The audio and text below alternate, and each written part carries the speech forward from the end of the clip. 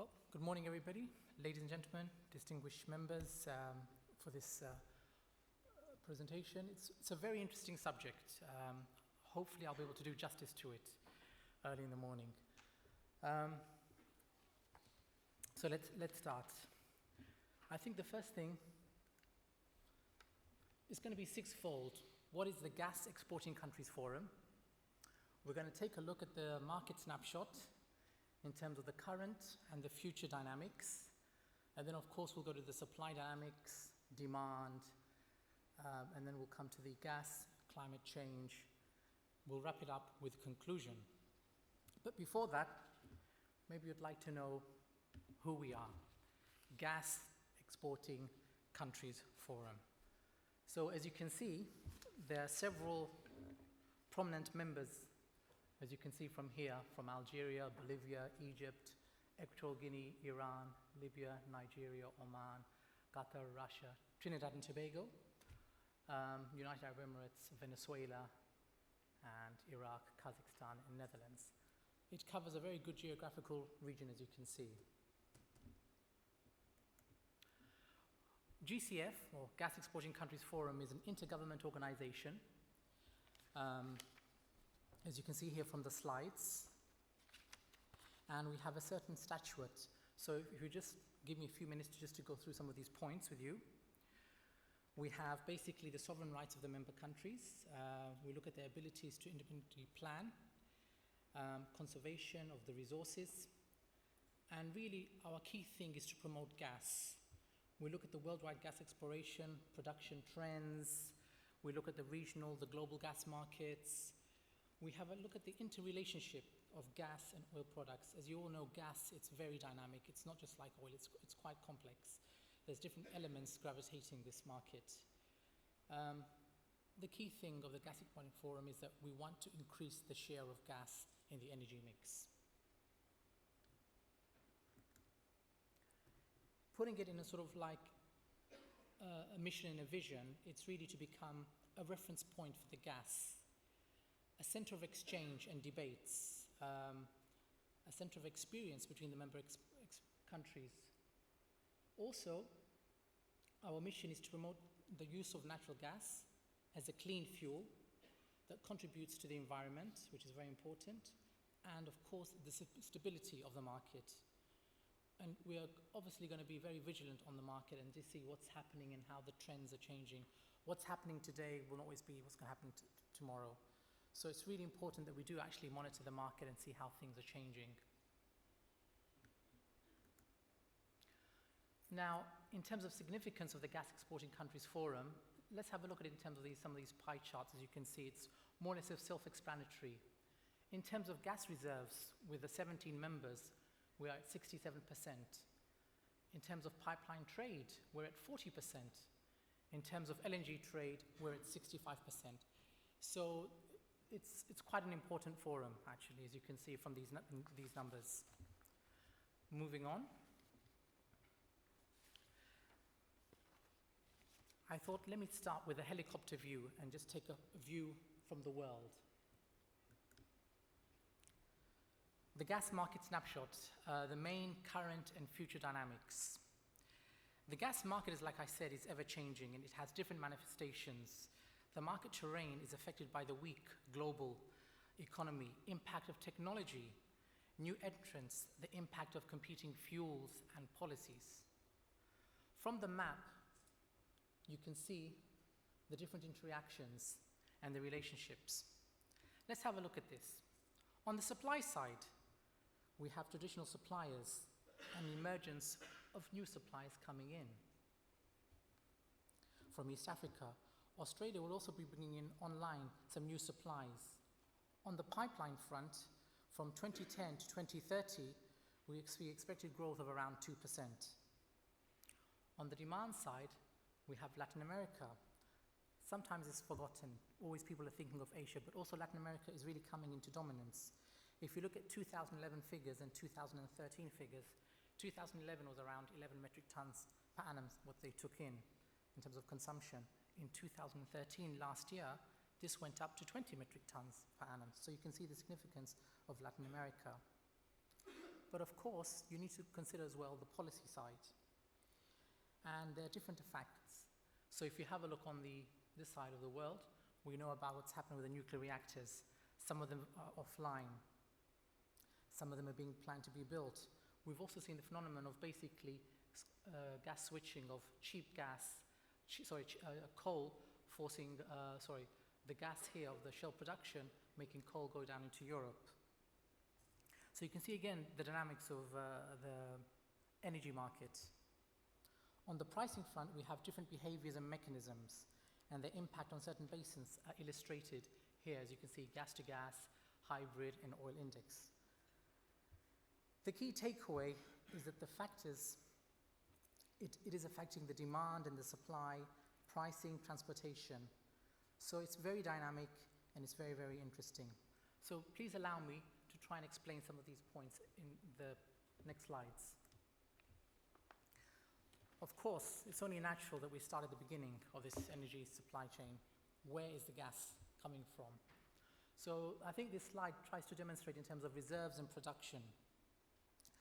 Global gas reserves in 2012 was 187.3 TCM. Now this was down 0.3% or 0.49 TCM compared to 2011. This was mainly driven by the decrease in the US gas reserves. Gas prices fell and drilling activities were redirected into the oil fields. On the global gas production front, it increased 2.2% in 2012 to meet up the increasing demand in the emerging economies, and of course some of the new power plants had closures. In terms of shale gas, it actually just contributed 3.7 TCM to the global proved gas reserves and 6.8 or 0.23 TCM in terms of global gas production. Unconventional contributed approximately 18% of the global gas production. It may be argued that the global revolution is just in North America. To recap, shale gas production only represents 6.8% of the world production, 2% in terms of crude reserves. Let's drill down further. Now, this slide actually shows where did all this gas go to.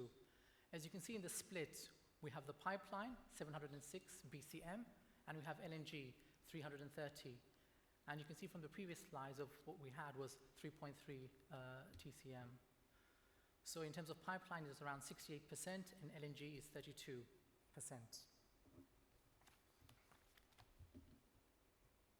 Let's have a look at the trade, where this production was. And you can see from this particular slides, the key message here is that a lot of the gas is on domestic use. The share of the international gas trade in satisfaction of the global gas demand is currently about 30% and is expected to remain so during the period to 2035. By the mid-2020s, it is expected to exceed 1,400 BCM, with 45% associated with LNG. Thereafter, LNG trade slows down and stabilizes to around 700 BCM. With gas trade still growing, the LNG share slips back to below 40 by 2035. So what we're saying is really gas can still grow. Yeah. Let's go down to the next slides. This is a very interesting slide in terms of supply and demand outlook. Well, the global gas supply is 4,775 BCM by 2025. And will not be enough to meet the global demand of 4,811 BCM, leading to undersupply of around 37 BCM, as you can see there, compared to the current small oversupply right now of about 7 BCM. Looking at it closer in terms of the LNG part, we have three scenarios. We have the short term, we have the medium term, we have the long term. Now, on the short term, it's going to be a tight market, and the price is expected to be firm. On the medium term, it's expected to be an oversupply if the scheduled possible LNG projects do come on stream, with a negative consequence on the LNG contract terms during renegotiations on the medium-term period. Long term, it's going to be a tight market as possible energy projects may materialize to meet up the projected demand. The majority of the demand will come from Asia, and now this gives us an opportune time to let's drill down in one of the most important markets, which is Asia. So let's move along. Asia. As you can see, Asia is a tight situation. Just excuse me. So here, as you can see from this slide, Asian LNG markets will experience a tight market from now until 2020. It is evident in the graph that the contracted LNG supply from outside Asia Pacific is expected to diminish after 2016, which is the product of other regions increasing its consumption. Besides, the under construction capacity will not be sufficient to meet the growing demand in the Asia Pacific. The construction and inauguration of new LNG plants have reportedly been delayed several times due to the ever-increasing capital expenditures. It is anticipated 48 million tons of LNG should either be diverted or re-exported in 2014 to the Asian hungry markets to fulfill the growth in demand. In 2016, there will still be a gap of almost 40 million tons between the LNG supply and the demand in the Asia Pacific region. Now, let's have a look at these regions a little bit in more detail. What we try to do here in this presentation is just to show roughly some of the dynamics in terms of production, consumption, typical pricing mechanisms, and some of the characteristics. So I'll just go through the characteristics and just for you to read the other ones. In terms of characteristics for North America, you see obviously increasing shale gas production, you see lower dependence of LNG import to start LNG exports by 2016, for example, Sabine Pass. In Europe, we see dominating pipeline trade, we see high dependence in imports, low demand due to the economic recovery, increasing LNG re-exports and activities we've seen in terms of Spain and other parts. Okay, if we look at South and Central America, we see substitutes for hydropower, we see competing with Asia Pacific. If you look at what happened last year, some of the prices in Latin America were nearly on par with the Japanese JKT markets as well. Let's move on to the next one, the next region. So here basically you can see as well the Asia Pacific, as you know, it's the premium market, you know this. It's home of the traditional oil producers, high potential for demand growth. China and India, of course, are the big tigers here. Southeast Asia also has the potential of driving the force for the demand. In terms of Middle East, North Africa, you have, and Africa, of course, major use of power generation, high demand potential, more demand during the summer, more export potential, as well from Tanzania and Mozambique. Now, very interesting, the climate. Gas and the climate change. Well, natural gas is cleaner and more economically, as we say in the forum. The slide tries and addresses the climate change, and gas is playing a very important instrumental role in this reduction of the CO2 emissions. So coal is actually contributing more than 43% of the global CO2 emissions. So this is affecting the change of the political, the technical, the economic measures need to be mitigated on the pollution risk. We have to think about the carbon pricing. What price? Do we stick to it? What's the policies going on? Renewables, at what cost? And the subsidies as well.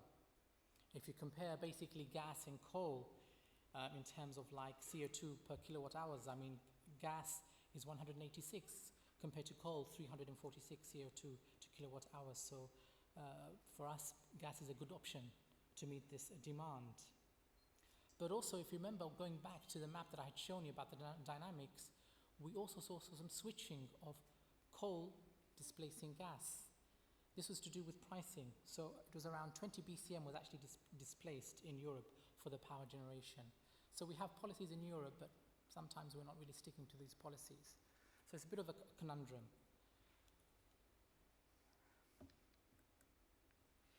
In terms of promoting gas, in terms of the energy mix, as you can see from the pie charts, you can see that actually out of all the fuels, that natural gas is actually increasing 24, 25, 26. Yeah? So, but still, fossil fuel will still remain the dominant force in the energy mix, but gas has a major role to play now and for the future. And this is what this slide is trying to say, especially in the power generation, residential areas. So we talked about policies. Let's just touch on some of those things, yeah? I mean, we talked about coal displacing into Europe. I mean, basically what we saw was that America was basically favoring natural gas, yeah, with a shale gas, and this had actually forced some of the coal to go to Europe. We've seen basically the third energy package. We see basically UNFCCC. We've seen different policies in interaction. Now, sometimes this is like a double sword, is that we've put the policies in place, but we need to follow it, okay? In terms of like keeping like some CO2 prices, I think sometimes we're not following.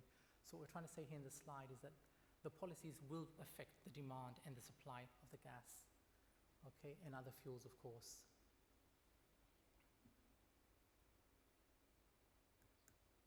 To conclude, demand for energy is definitely rising.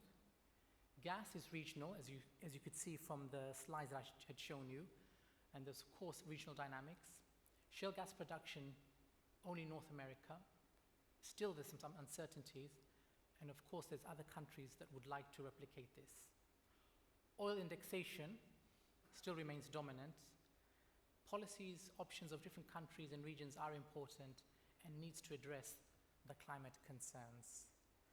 With that point, I finish the presentation, and thank you for taking the time to listen to me.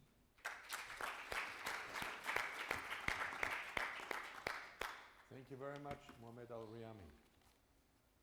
May I ask you for some questions, please? Mohammed will also be with us afterwards on a panel. So if there's no immediate question, I would release you right now, Mohammed. Is there? Okay, here comes a question. Sorry, I saw you too late. Gabriel Saliski, OMV Petro. Mohammed, you were saying that the oil indexation still remains dominant. This is valid for today, or do you foresee this as a trend for the future? And second, if you can elaborate a little bit of what, regarding what is happening in Europe right now with the gas price. Thank you very much for the interesting questions. In the statement, oil indexation still remains dominant, is for now and for the future. Please allow me to explain. As you know, basically in the gas market, especially like in LNG, whenever you physically have a particular project, these contracts have been traditionally 10 to 15 years. So some of these contracts will still be in place 5 years to 10 years. So that's basically the argument still to say that it's still dominant. If you go back to a country that is actually physically producing, they need to physically get the return back on their internal rate of return. So one way is actually having long-term contracts. Of course, there will be still, of course, be a spot market to meet that balance, yeah? So that's the answer. In relation to Europe, I mean, basically, like we said, gas is a very dynamic market. Economics, geopolitics will always prevail, and it'll never stop.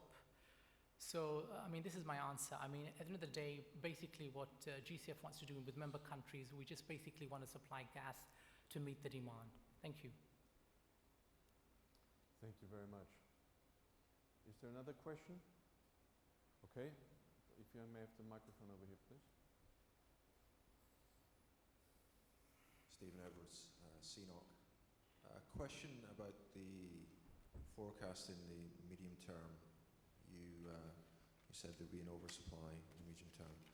Could you comment as to the effect of that oversupply with respect to a closing of the regional arbitrage, particularly with the increasing spot LNG trade?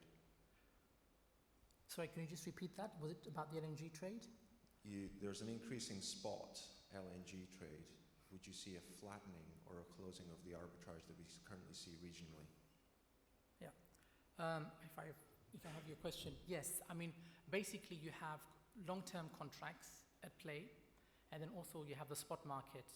So if you physically go back in the last 5 to 10 years, you're right, you will see basically there is a trend where basically the spot market has increased. Yes. Okay, microphone over here, please.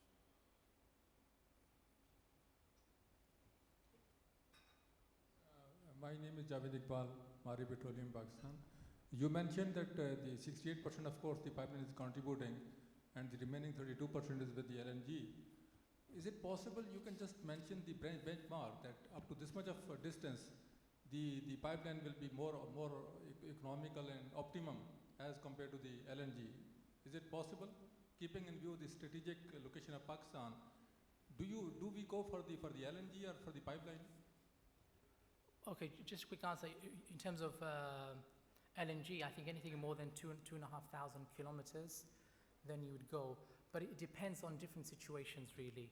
I know in Pakistan you had like Sui gas, you had Marshall LNG. So it's really, it depends on each individual country, how you would like to monetize the gas. Some countries would like to do the FLNG option. If you take the FLNG option, basically it's a lot quicker than physically building a physical liquefaction plant. It's like, 3 years as opposed to maybe 5 years. If you look at the cost, it's going to be a lot less as well. So it depends on the individual countries that would like to do what Mohammed, fantastic. Thank you so much. I want to welcome you afterwards to the panel, but Okay. for now, thank you very much.